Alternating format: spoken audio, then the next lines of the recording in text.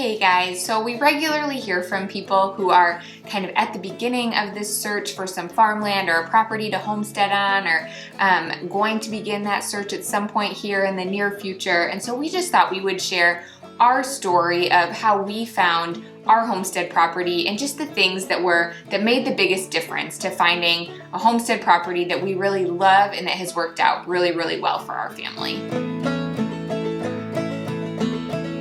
Maybe you can relate to this, but I was under the impression with farmland and finding the right homestead that bigger was better. And so I had my mind set on acreage, like 20 acres or more for farmland.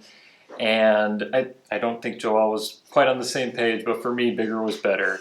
And so pretty early on, we had a farmer friend who sat down and he said, "Jim, find yourself a house on 5 acres. You'll be able to do everything you want to do and you'll be happy." and just kind of left it there. I don't think I actually believed him at first, to be honest. But as we just, kept talking more about our criteria and what we actually wanted to do on our land, that 5 acres really resonated with us. And so we started, actually thinking about that, planning out like what's our plan for 5 acres and what do we, or our land in general, and we kind of came back to 5 acres might actually be a good size or somewhere around there. It's not about any one size, but less acres might work out okay, can fit the bill. And so early on in our search, one of the properties that we were really drawn to and came up, and it was a really good value. It was a 20-acre property, and we were seriously considering it. We ended up not moving forward with it. It had a house and lots of barns and buildings and 20 acres, and it was like, man, we could do so much on 20 acres. But we're thankful in the end we didn't. Yeah, it was at the way top end of our budget. It would have really stretched us pretty thin. Yes, for sure. And so we passed on that opportunity. We're grateful looking back on that.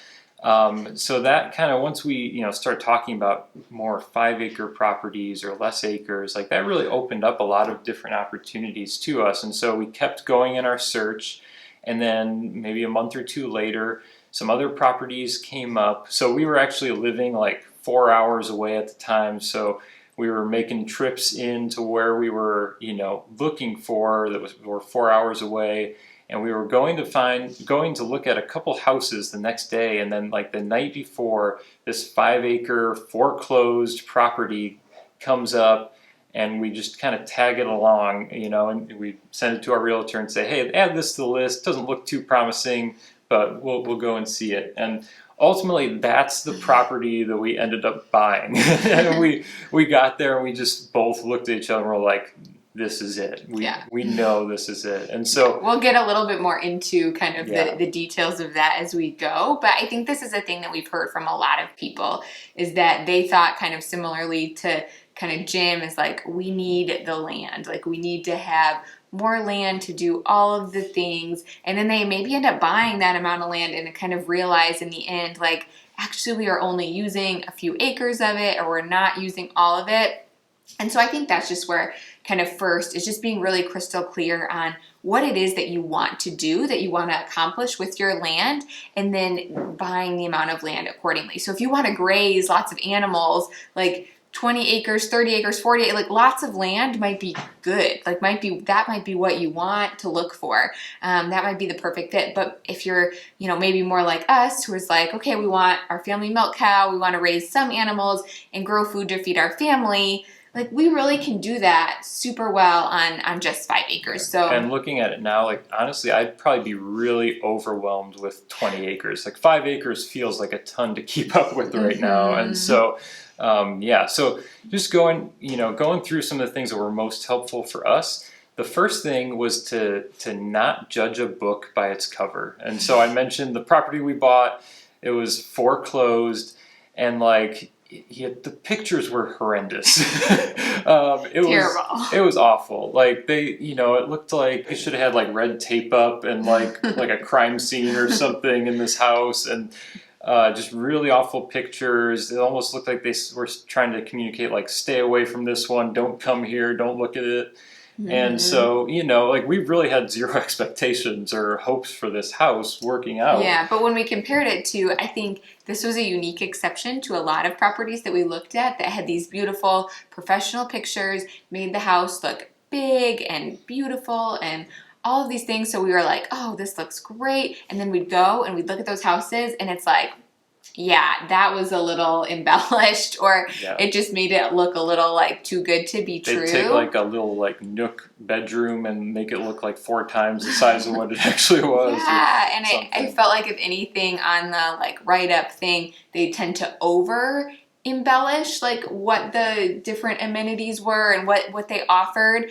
Like we saw some that were like they considered kind of this little nook hallway thing a bedroom, when we're like, that's not a bedroom, that's a hallway. So anyways, but this other property, this foreclosed property that we went and looked at, like it majorly undervalued what it offered in the write-up, in the description, in basically all of it, and the pictures. And so when we got here and we got to the property, we were very, very pleasantly surprised at what it really offered. Yeah, and so bottom line is, don't write anything off, especially if you're working on a budget like we were, because you just don't know. Like, don't just judge it by the pictures or the descriptions. Go and check it out. If anything, it's going to be informative, help you just learn more about areas and farmland and opportunities that are out there. Yeah, that's so true. And then I think the other thing is, so kind of this both and of you must be really, really patient on your search, because this it could be a long search. Like if we hadn't found the property that we did, I'm not sure. We might still be looking for the right property for us. Yeah. And a lot of that has to do with like the cyclical nature of, real estate in general. Like we're right now in 2023, it's still pretty inflated. It's high. And so like we thankfully got in like right before prices started really jumping up in the real estate market. And like honestly, like we might still be looking today if we didn't find this property when we did, just because prices got so high. And so you kind of have to settle into your search and expect in some ways that it could take a long time, where you might have to wait for the right timing to purchase something within your price range. Yeah, but at the same time, it's important to be really, really patient and realize it could take a long time. At the same time, when something comes up, to be ready to go. And so that, like what Jim talked about with our search, like as soon as a few things came up, like we jumped in the car, we drove for 4 hours and we went and looked at them. And often we would be, one of the first people there to visit these properties, because we tried to go literally within a day or two of when they were listed. And so I think that really helped put us kind of at an advantage, is this really, we were on it and we were there. So we were one of the first ones to see what the property was. Yeah. Like, so on this property, like the whole 4-hour car ride home, we were like talking about our offer, talking to our realtor, having him get the, our offer together, so that by the time we got home that night, we were signing our offer and sending it in, and had that ready to go. Like the first day this house came online, basically. And like I remember the selling agent being like so impressed that we got so quickly ducks in a row so quickly. Yeah, so it's like you need to be patient and wait for the right thing, but then when the right thing comes available, you need to be ready to go. You need to have the things in place, and it is a really competitive market right now. So some things that could be helpful are just even, if it's possible at all to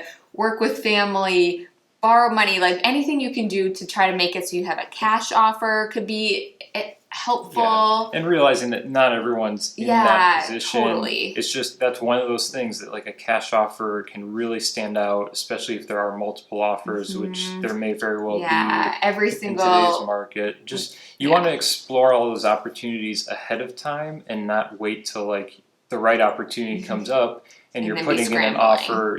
Be scrambling, because everything moves pretty quickly once you get an offer. And so even just having, your pre-approval all set, all those sorts of things, work with your realtor, know everything you need to just be 100% ready to put in an offer. Obviously you want to make sure you're ready, that you know what you're looking for, and you feel confident to move forward on something, but have all those financial pieces especially worked out. Where when the perfect thing comes up, you know it and you're ready to move. And I think that kind of takes us into the last point and the last thing that really was just the biggest kind of indicator that, like, yes, this is the right property for us. And that's kind of just this idea of, one, being on the same page, being really clear about your values, but then two, just kind of trusting your gut. So when we pulled up to this property, I think we both pretty quickly just had this feeling like, yep, this is it. Like, we walked, before we even went into the house, we walked the property, and it just offered everything that we were looking for, and the pasture and how it was set up, and even was better really than what we could have imagined, the location and all of that. And then we went into the house, and it just kind of further got confirmed, all of the things of just us both really feeling like, yes, this is it. And we had visited several other properties prior to this where maybe one of us was excited about it and the other one was just kind of like, I'm not sure. Or even things where